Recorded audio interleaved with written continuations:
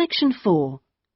You will hear part of a lecture given by an economist about North American women's attitude to money and saving. First, you have some time to look at questions 31 to 40.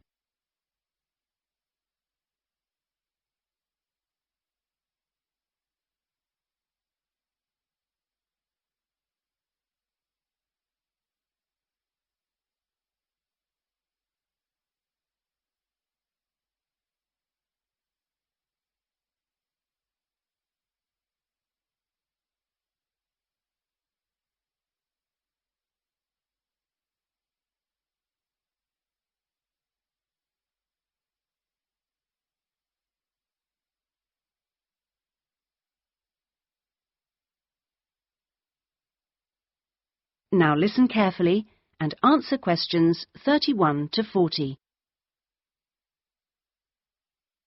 Okay, so we've been looking at the attitudes of various social and cultural groups towards the management of their personal finances, how important they feel it is to save money, and what they save their money for. One aspect that we haven't yet considered is gender. So if we consider gender issues, we're basically asking whether men and women have different attitudes towards saving money, and whether they save money for different things. Back in 1928, the British writer George Bernard Shaw wrote in his Intelligent Women's Guide to Socialism and Capitalism that a man is supposed to understand politics, economics, and finance, and is therefore unwilling to accept essential instruction. He also said, a woman, having fewer pretensions, is far more willing to learn. Now, though these days people might question a lot of the assumptions contained in those statements, recent research does suggest that there are some quite fundamental differences between men and women in their attitudes to economic matters. Let's look at what men and women actually save for. Research studies of women in North America have found that women are far more likely to save for their children's education, and they are also more likely to save up in order to buy a house one day. The same studies have found that men, on the other hand, tend to save for a car, which, by the way, takes a surprisingly large amount of the household budget in North America. But the other main priority for men when saving money is their retirement. When they're earning, they're far more likely to put money aside for their old age than women are. Now, this is rather disturbing, because, in fact, the need for women to save for their old age is far greater than for men. Let's consider this for a moment. To start with, it is a fact that throughout the world, women are likely to live many years longer than men, so they need money to support them during this time. Since women are likely to be the ones left without a partner in old age, they may therefore have to pay for nursing care, because they don't have a spouse to look after them. Furthermore, the high divorce rates in North America are creating a poverty cycle for women. It is the divorced women who will most often have to look after the children, and thus they need more money to look after not just themselves, but others.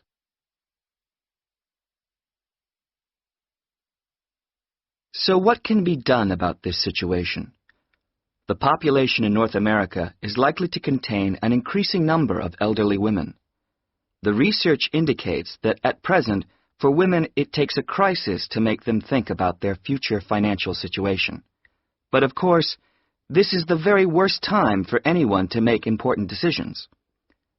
Women today need to look ahead, think ahead, not wait until they're under pressure. Even women in their early 20s need to think about pensions, for example, and with increasing numbers of women in professional positions, there are signs that this is beginning to happen. Then research also suggests that women avoid dealing effectively with their economic situation because of a lack of confidence. The best way for them to overcome this is by getting themselves properly informed so they are less dependent on other people's advice. A number of initiatives have been set up to help them do this. This college, for example, is one of the educational institutions which offers night classes in money management, and increasing numbers of women are enrolling on such courses. Here, They can be given advice on different ways of saving. Many women are unwilling to invest in stocks and shares, for instance, but these can be extremely profitable. It is usually advised that at least 70% of a person's savings should be in low-risk investments. But for the rest, financial advisors often advise taking some well-informed risks.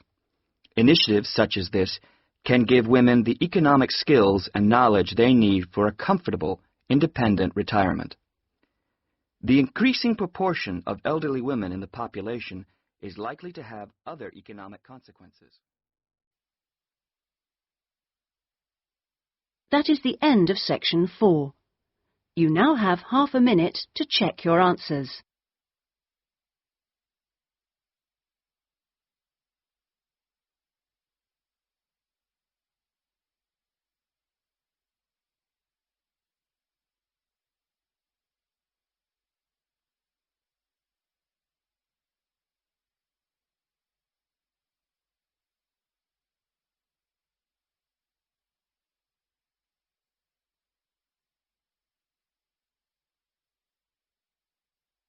That is the end of the listening test. In the IELTS test, you would now have 10 minutes to transfer your answers to the listening answer sheet.